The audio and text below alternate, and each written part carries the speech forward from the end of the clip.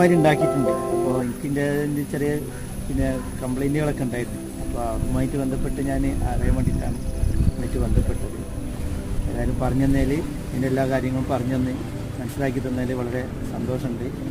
ഇനി പോയിട്ട് എനിക്കതേമാതിരി അത് ചെയ്യണം, പ്ലാന്റ് ഒന്നും കൂടി വലുതാക്കണം, എണ്ണം വർദ്ധിപ്പിക്കണം എന്നൊക്കെ ഉണ്ട്. അപ്പോൾ അതിനെല്ലാ സപ്പോർട്ടും തരുന്നതിൽ നന്ദി.